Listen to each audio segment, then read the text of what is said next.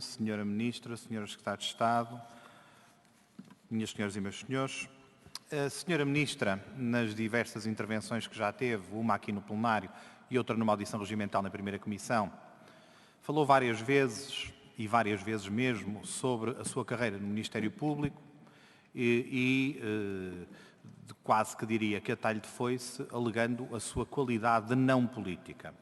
Devo-lhe dizer que esse discurso para mim, nunca foi muito convincente, desde logo porque um ministro, qualquer um, é um titular de um importantíssimo cargo político e, portanto, tem que ser um político dos pés à cabeça, mas se dúvidas existissem, a Sra. Ministra, nesta sua intervenção, mostrou que se sabia pouco de política antes de ser ministra, agora aprendeu e, com certeza, até muito depressa. É um truque conhecido, um truque que estas paredes e esta sala já viu muitas vezes, que quando se vem para uma audição parlamentar em que se devia discutir o orçamento, se falam de outros temas que nada têm a ver direta ou indiretamente com o orçamento, até porque, nomeadamente, o anúncio que a Sra. Ministra fez sobre essa, agora percebemos um bocadinho mais, não tudo, mas um bocadinho mais do que é a revisitação ao mapa judiciário, não tem qualquer repercussão orçamental que se possa enxergar. E aquilo que a Sra. Ministra fez foi dizer, ao mesmo tempo que tenta manter, agora já com menos convicção, a ideia de que a lógica da reforma do mapa judiciário se vai manter e que vai continuar perene, dizer que, no fundo, vão reabrir, porque se vão praticar atos processuais em todos os tribunais que foram encerrados, e eu diria que, e é o meu primeiro comentário, porque acabei de ouvir agora a sua intervenção e o seu anúncio, que se dúvidas existissem sobre o caráter eleitoralista das proclamações que têm sido feitas, esta, digamos assim, que provaria cabalmente essa natureza. Eu, falando do orçamento, Sra. Ministra, tomei nota de uma frase em que, em ambiente partidário, a Sra. Ministra falou do Orçamento de Estado. Disse, e passo a citar, este é um orçamento feito de escolhas, é o que foi possível, com um espaço de manobra muito curto. A minha primeira estranheza é que o espaço de manobra muito curto que a Sra. Ministra fala contrasta também com grande parte das intenções que disse aqui no plenário e na audição regimental, onde parece que o espaço de manobra é de facto muitíssimo amplo a avaliar pelas intenções aí anunciadas nesses dois espaços. E essas opções e a determinação das prioridades orçamentais dentro do tal espaço de manobra muito curto, ressaltam com clareza no Orçamento da Justiça. E então, sejamos nós muito claros. As despesas para o funcionamento dos gabinetes do Ministério da Justiça aumentaram 80,1%. Eu vou repetir, 80,1%, passando de 1,861 euros para 3,351. Bem, sabemos que agora existem duas secretárias de Estado, enquanto no anterior governo só existia um. Ainda assim, e por comparação com o orçamentado em 2015, verificamos um aumento de 31,1% nas despesas de funcionamento do gabinete da Sra. Ministra e de 26,1% nas despesas de funcionamento do gabinete da Secretária de Estado da Justiça. Surpreende-nos muito e lamentamos que no momento de austeridade em que se mantém a exigência de sacrifícios aos portugueses, os gabinetes do Ministério da Justiça não tenham feito um esforço de contenção dos seus gastos, quando é suposto que o exemplo venha de quem governa.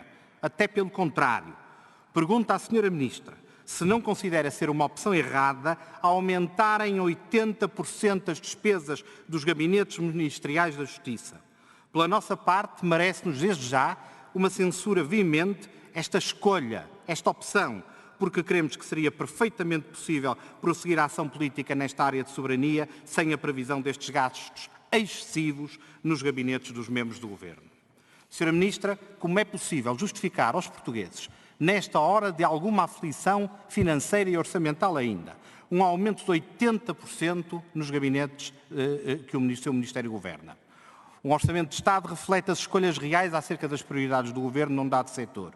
Inequivocamente, analisando este aumento desmesurado, direi mesmo mais, despudorado para o atual Ministério, a maior prioridade acarinhada na Justiça neste orçamento consubstancia-se nos gabinetes dos membros do Governo. Lamentável, mas sintomático. Na última audição parlamentar, a Sra. Ministra disse-nos que o sistema prisional, e estou a citar, está neste momento violentamente pressionado por políticas orçamentais restritivas, que induziram a suborçamentação permanente, suborçamentação essa que condicionou gravemente a organização dos investimentos a nível prisional. Fim de citação. E é novamente patente esse tipo de escolhas que agora são feitas na Justiça.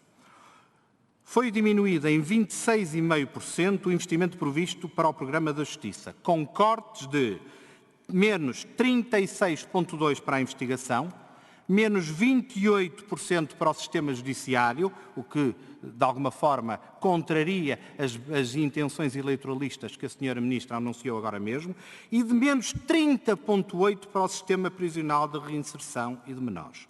Como se explica que a Sra. Ministra da Justiça tem elegido aqui no Parlamento, em audição regimental, o sistema prisional como uma das suas principais preocupações e o estado orçamental dessa sua preocupação seja este que eu acabei de dizer? Como é que, com uma diminuição de 30,8% no investimento para esta área, pensa concretizar, e passo a citar, as medidas imediatas, fim de citação, que anunciou na audição da primeira Comissão? É, no mínimo, caricato verificar esta divergência insanável entre as boas intenções que a Sra. Ministra tem vindo a proclamar e o destino efetivo das verbas do orçamento. Ao invés de inverter a dita tendência de desorçamentação, seria bom que a Sra. Ministra deixasse de contribuir de forma tão acentuada para este desinvestimento inegável numa área que todos reputamos de muito importante. É caso para perguntar, não haveria outra opção? Não seria mais aconselhável ir por outro caminho? Queria-lhe também perguntar e chamar a atenção do seguinte. Nos debates dos orçamentos de Estado passados, assistimos a críticas ferozes da esquerda e da extrema-esquerda, até concretamente do deputado do PCP, António Filipe, aqui presente, e do Bloco de Esquerda, então representado pela doutora Cecília Honório, ao valor que teria sido ajustado para o custo de 3 refeições por dia, de 3,5 euros por recluso, considerando que esse valor era muito baixo. Um escândalo foi dito em debates passados.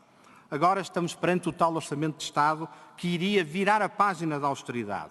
O suposto Orçamento de Estado do tempo novo e ainda por cima com uma preocupação fundamental no bom funcionamento do sistema prisional. E vamos ver então qual é a situação orçamental. Para terminar, Sr. Deputado. E a situação, vou terminar, Sra. Presidente, e a situação orçamental é a seguinte. Na nota explicativa enviado ao Ministério da Justiça, nós constatamos uma diminuição, vou mesmo terminar, uma diminuição de 10% face ao valor orçamentado. Senhora Ministra, pergunto-lhe, é mesmo para terminar, tendo em consideração que a população reclusa era, no dia 1 de fevereiro deste ano, de 14.107 reclusos, o valor que se encontra orçamentado para as suas refeições corresponde a um custo de 2,31 por dia e por recluso. E isto sim parece-nos manifestamente insuficiente. Como é possível manter uma alimentação condigna? Como é possível manter as intenções que tem vindo a proclamar com uma suborçamentação desta natureza? Muito obrigada, Sr. Deputado. Para responder, tem a palavra.